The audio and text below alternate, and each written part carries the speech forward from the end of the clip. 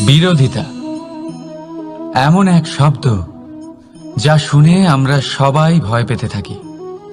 যদি কেউ আমাদের বিরোধিতা করে তা আমাদের সহ্য হয় না। আমরাও কারোর বিরোধিতা করে কোনো শত্রুতা করতে চাই না। এই ধরনের ভাবনা আমাদের মনে আসতেই থাকে। কিন্তু বিরোধিতা এই শব্দ আপনার শান্তির জন্য, আপনার সুখের জন্য কতটা গুরুত্বপূর্ণ তা আপনারা জানেন না। তাই যদি কাল এসে কেউ আপনার বিরোধিতা করে, তখন সবার আগে নিজেকে যাচাই করুন। আপনি কি ভুল করেছেন? আপনার দোষ কি? নিজের মধ্যে কি ত্রুটি আছে সেটা বোঝার চেষ্টা করুন। নিজেকে সংশোধন করার চেষ্টা করুন। তারপর দেখুন, বিরোধিতার এই আগুন আপনাকে স্বর্ণ থেকে কুন্দন বানিয়ে তুলবে। বলা হয় এই সংসারে খারাপ বেড়েই চলেছে, কিন্তু তার কারণ এ নয় যে খারাপ মানুষ বেড়ে চলেছে। তার কারণ হলো যে ভালো মানুষ, যাদের ভালো চিন্তা, ভালো বিচারধারা আছে, তারা খারাপের বিরোধিতা করতে পারে না। যদি আপনার সম্মুখে কোনো খারাপ কর্ম হয়, তাহলে তার বিরোধিতা করতে সংকোচ করবেন না, কারণ বিরোধিতার এই আগুন মন্দকে পিছুপা হতে অবশ্যই বাধ্য করে। রাধা রাধা। জীবনে আপনি এরকম মানুষও দেখবেন যারা এটা বলে, ভাবে, নিজেকেও বলে যে উনি সেই এমন ব্যক্তি যার মতো আমি হতে চাই। ঠিক আছে, কারোর থেকে প্রেরণা নেওয়াটা কোনো ভুল নয়, কিন্তু কখনো কখনো এই প্রেরণা গুরুত্বহীন হয়ে যায় আর আমরা শুরু করে দিই সেই ব্যক্তিকে নকল করতে। এখানেই থেমে যায় আমাদের উন্নতি। এবারে দেখুন, সংসারে শত কোটি রঙের ফুল আছে, কিন্তু তারা কখনো একে অপরকে নকল করে না। নকল করে না তাদের রং, নকল করে না তাদের সুগন্ধ। তাহলে আমরা করি কেন?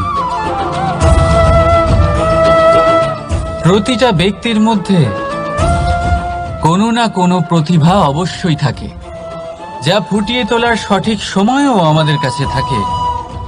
কিন্তু সেই মানুষ সেই প্রতিভা নির্মাণ করার পরিবর্তে সময় নষ্ট করে অন্য কারোর মতো হওয়ার জন্য, কাউকে নকল করার জন্য।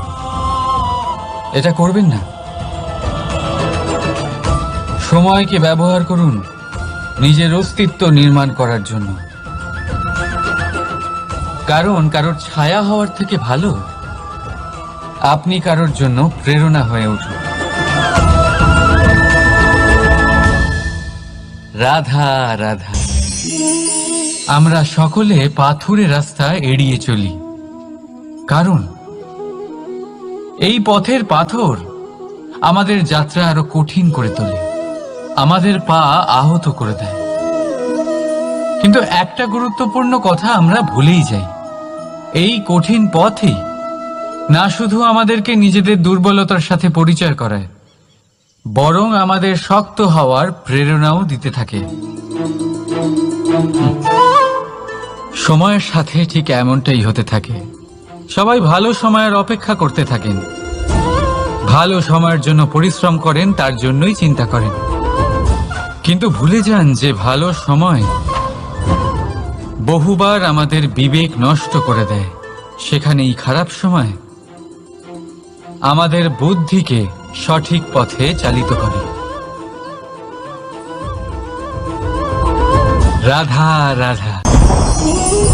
ঘোড়াকে যতই প্রশিক্ষণ প্রদান করুন, তার মুখে লাগাম তো পরাতেই হবে।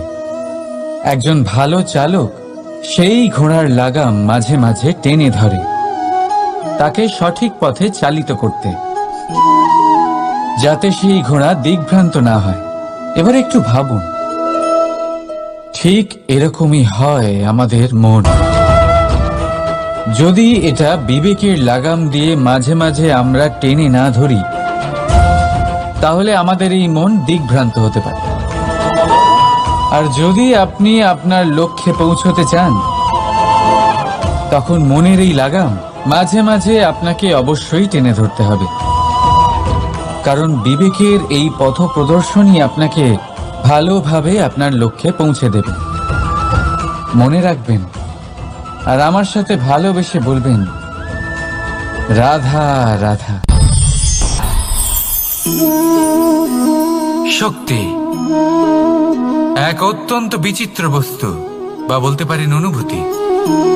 পিতা সবসময় চান যেন তিনি তার শক্তি পুত্রকে সঁপে দিতে পারেন, যাতে সে শক্তিশালী হয়, যাতে তার মঙ্গল হয়।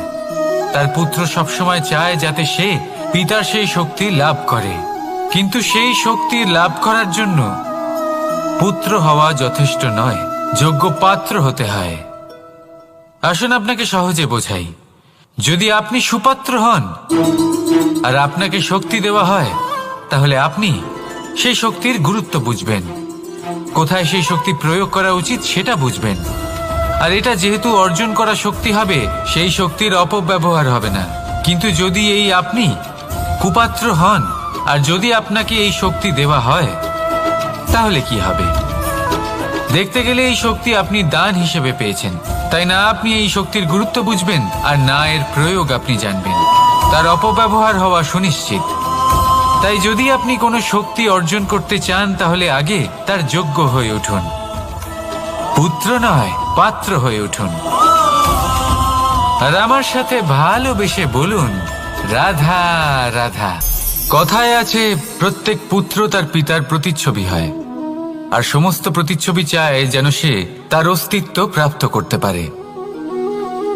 পুত্র চায় সে যেন তার পিতার মতো হয়, বা কখনো কখনো তার থেকেও শ্রেষ্ঠ হয়। সেটা কোনো অনুচিত ব্যাপার নয়। অনুচিত তখন হয় যখন পুত্র নিজের পিতার মতো হবার স্বপ্ন পূরণ করতে গিয়ে বা তার থেকেও শ্রেষ্ঠ হওয়ার স্বপ্ন পূরণে অনুচিত পথের আশ্রয় নেয়। কারণ তারপরে সে তার পিতার গুণগুলি আত্মসাৎ করতে চায় না। সে শুধুই এটা চায় যে সংসারের চোখে যেন আমি শ্রেষ্ঠ প্রমাণিত হই। এটা অনুচিত। সংসারে এমন অনেক মানুষ আছেন যারা এই কারণে শ্রেষ্ঠ হবার চেষ্টা করেন যাতে তার পরিবারের তার পিতার সম্মান বৃদ্ধি পায়। এমনও মানুষ থাকেন, আর এটাই হলো পার্থক্য উদ্দেশ্যের। মনে রাখবেন, যদি আপনার উদ্দেশ্য শুভ হয় তাহলে পথও শুভ হবে, যদি আপনার উদ্দেশ্য অশুভ হয় তাহলে পথও অশুভ হবে। তাহলে নিজের পিতার মতো হবার চেষ্টা অবশ্যই করুন, তার থেকেও শ্রেষ্ঠ হওয়ার চেষ্টা অবশ্যই করুন, কিন্তু মনে রাখবেন আপনার সংকল্প আর আপনার উদ্দেশ্য এই দুই শুভ হওয়া উচিত। তাহলে আসুন আর আমার সাথে ভালোবেসে বলুন, রাধা রাধা। শক্তি শক্তি অর্জন করা এতটা কঠিন নয় যতটা শক্তি লাভ করার পরে সেই শক্তি সামলানো কঠিন হয়। কারণ যেই মানুষ শক্তি লাভ করে তার মনে গর্ববোধ জন্মায়, জন্মায় অহংকার, জন্মায় জেদ। তাই শক্তি প্রাপ্ত করার সাথে বিনম্র থাকাও অত্যন্ত আবশ্যক। আর এটা আমাদের শেখা উচিত বৃক্ষের থেকে। বৃক্ষ যা আমাদের ফল দেয়, বৃক্ষ যা যত ফল দেয় ততটাই ঝুঁকে যায়। আমরা পাথর মারি ওই বৃক্ষের থেকে ফল প্রাপ্ত করার জন্য। সেই পাথরের মার সহ্য করেও বৃক্ষ আমাদের ফল দেয়। কোনো গর্ববোধ নেই, কোনো অহংকার বোধ নেই, আর সেই জন্য এই বৃক্ষের পুজো করা হয়। এটাই হলো মাহাত্ম্য শক্তির সাথে বিনম্রতার। যদি এই শক্তি সৃজন করে থাকে, সাহায্য করে থাকে, সম্বল হয়ে থাকে, তবেই সেই শক্তি উপযুক্ত। আর নয়তো সেই শক্তি একদিন আপনাকে আসক্ত অবশ্যই করবে। তাহলে শক্তি অবশ্যই অর্জন করুন, কিন্তু তার সাথে সেই শক্তি সামলানোর মতো বিবেকও আপনাকে অবশ্যই জাগ্রত করতে হবে। তাহলে আসুন আমার সাথে ভালোবেসে বলুন, রাধা রাধা। অহংকার অত্যন্ত বলশালী হয়। এই অহংকার মানুষকে কখনো নত হতে দেয় না। অদ্ভুত ব্যাপার, এই অহংকার যা মানুষকে কখনো নত হতে দেয় না, সেটাই তার পতনের কারণও হয়ে দাঁড়ায়। যেখানে মানুষ এটা ভাবতে শুরু করে যে শুধুমাত্র সেই যোগ্য, সেখান থেকেই তার পতনের আরম্ভ, ঠিক কিনা? দেখুন, যদি কোনো মানুষ এটা ভাবে যে আমি এই সব কিছু করতে পারি, তাহলে তা হলো বিশ্বাস। কিন্তু যদি সে এটা ভাবতে থাকে যে শুধুমাত্র আমি এই কাজ করতে পারি, তাহলে তা হলো সেই ব্যক্তির অহংকার। আর এটা আপনাকে বিনাশের দিকে অবশ্যই নিয়ে যাবে।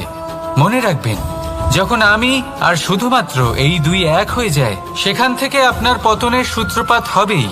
তাই আপনি কখনোই এই অহংকারের চক্রব্যূহে ফেঁসে যাবেন না। বিশ্বাস রাখুন নিজের ওপর এবং অন্যের ওপরও। আর মনে রাখবেন, বিশ্বাসের মধ্যে বিশ্বের প্রত্যেকটা বস্তু বসবাস করে। তাই এই অহংকারকে ত্যাগ করে ফেলুন আর আত্মবিশ্বাসের ওপর মনোসংযোগ করুন। আর আমার সাথে ভালোবেসে বলুন, রাধা রাধা। বড় বড় রাজমহলের বড় বড় ইমারতের চূড়া কত সুন্দর হয়, কিন্তু আপনি কি কখনো এই বিষয়ে ভেবেছেন যে এই সুন্দর চূড়ায় পৌঁছতে গেলে আপনাকে পৃথিবীতে পা ফেলতেই হবে? সেই সুন্দর চূড়ায় পৌঁছে দীপ্তি পাওয়ার জন্য আপনাকে একটা কঠিন পথ অবলম্বন করতেই হবে। যদি আপনি কোনো কঠিন পথে না গিয়ে এই পৃথিবীর সাহায্য ছাড়াই শুধু উচ্চতার দিকে অগ্রসর হতে থাকেন, তাহলে সর্বদা অসফল হবেন। সেই জন্য নিজের স্বপ্ন পূরণের এই যাত্রাতে নিজের পথ কখনোই হারাবেন না, নিজের পথ থেকে সরবেন না। যদি এমন করেন, তাহলে তো আপনার স্বপ্ন পূরণ হবেই না, তার সাথে আপনি নিজের পথও হারাবেন। রাধা রাধা। কৌতুক অর্থাৎ হাসি, এটা জীবনে কতটা গুরুত্বপূর্ণ।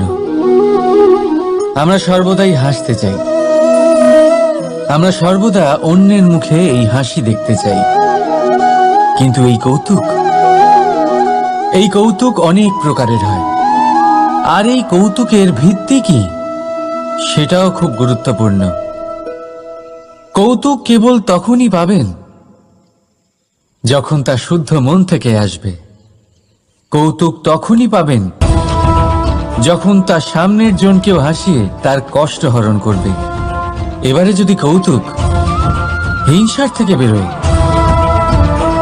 তখন তা কটাক্ষ হয়ে যায়, সামনের মানুষের মনে আঘাত করে। তারপরে সে তৈরি থাকে যে কখন আপনার উপরে আবার প্রহার করতে পারবে। তাই যদি হাস্য কাউকে ছোট করার জন্য হয়, তা হাস্য নয়, উপহাস হয়ে যায়। আর তা সামনের জনকে আনন্দ নয়, শুধু অপমান দেবে। আর অপমানিত ব্যক্তির মন তিক্ত হয়ে থাকে। তাই মনে রাখবেন যে এই কৌতুক যেন কৌতুকই থাকে, তা উপহাস বা কটাক্ষ না হয়ে যায়। রাধা রাধা। মানুষ এই শব্দের সূচনা হয় মন থেকে। আর সেই জন্যই হয়তো আমাদের এই মন এতটা গুরুত্বপূর্ণ। এবারে দেখুন না, আমাদের মনই সবকিছু চালনা করে। মনই সেই যে কল্পনা করে, মনই সেই যা কল্পনাকে বাস্তবে পরিণত করার জন্য পরিশ্রম করতে আমাদের প্রেরণা যোগায়। মনই সেই যা লোভের জালে জড়িয়ে পড়ে। মনই সেই যা অভিমানের পর্দা দিয়ে ঢেকে যায়। আর এই মনই সেই যা আপনাকে বিনাশের দিকে টেনে নিয়ে যেতে পারে। কিন্তু যদি তা পরোপকার করার ইন্ধন পায়, তাহলে এমন কোনো মহান কাজ নেই যা আপনি করতে পারবেন না। কিন্তু এই মন এই মন কি? এটা বোঝানো যায় দুটো শব্দের মাধ্যমে, দুটো সহজ শব্দ। প্রথম, একজন কুশল সেবক। দ্বিতীয়, একজন সংকটপ্রবণ মালিক। যদি আপনার এই মন আপনার নিয়ন্ত্রণে থাকে, তাহলে সে হলো আপনার সেবক। তাই আপনার অস্তিত্ব আছে। কিন্তু যদি আপনার মন আপনার কর্মের ওপরে নিয়ন্ত্রণ করে, তাহলে এই মন আপনার মালিক, আর তখন আপনার বিনাশ নিশ্চিত। তাই নিজের এই মনকে নিয়ন্ত্রণে রাখুন, কিন্তু ভালোবেসে। আসুন আমার সাথে আনন্দে বলুন, রাধা রাধা। এই সূঁচ দেখতে পাচ্ছেন আপনি? এটা শুদ্ধ লোহা দিয়ে তৈরি। বস্ত্র সেলাই করার কাজে লাগে, অস্ত্রোপচারে কাজে লাগে। কিন্তু আপনি কি কখনো ভেবে দেখেছেন এই সূঁচ কিভাবে তৈরি হয়? লোহার এক বড় অংশকে পিটিয়ে পিটিয়ে টেনে টেনে তাকে পাতলা বানানো হয়। এরপরেই আমরা পেয়ে থাকি সূঁচ। ভাবুন, যদি লোহার টুকরোতে অনর্গল প্রহার করার ফলে একটা লোহার টুকরো সূঁচে পরিণত হয়, তাহলে আমাদের জীবনে অনর্গল চেষ্টা করার ফলে জীবনের সমস্ত অংশকে আমরা কত প্রভাবশালী কাজে পরিণত করতে পারি। শুধু প্রয়োজন দৃঢ় নিশ্চয়তা। তাহলে আসুন আমার সাথে ভালোবেসে বলুন, রাধা রাধা। বিশ্বাস, জীবনে বিশ্বাস কতটা গুরুত্বপূর্ণ। একজন স্ত্রী তার স্বামীর হাত ধরে যে কোনো জায়গায় যেতে পারেন। এর কারণ হলো বিশ্বাস। তার নিজের স্বামীর ওপরে বিশ্বাস আছে। যখন একজন মা তার ছোট বাচ্চাকে কোলে তুলে হাওয়ায় ওঠায়, তখন সেই বাচ্চা ভয়ভীত হয়ে যায় না। তার কারণ হলো বিশ্বাস। তার বিশ্বাস আছে যে তার মা তার কিচ্ছু হতে দেবে না। এক বৈদ্যের দেওয়া ঔষধ সন্তান কিছু না বুঝে শুনেই খেয়ে ফেলে। সেই বৈদ্যের জ্ঞানের বিষয়ে তার কোনো ধারণাই থাকে না। শুধু নিজের পিতার উপরে বিশ্বাস আছে যে তার পিতা তাকে খারাপ কিছুই দেবে না। যখন এই সংসারের প্রতিটা বন্ধন বিশ্বাসের উপরে দাঁড়িয়ে আছে, তাহলে কেন এই বিশ্বাসকে আমরা জীবনে আনতে পারি না? আপনি নিজেই দেখুন, এই বিশ্বাস নিজের জীবনে এনে দেখুন, সবকিছু আরো সুন্দর হয়ে যাবে। তাই ভালোবেসে বলুন, রাধা রাধা।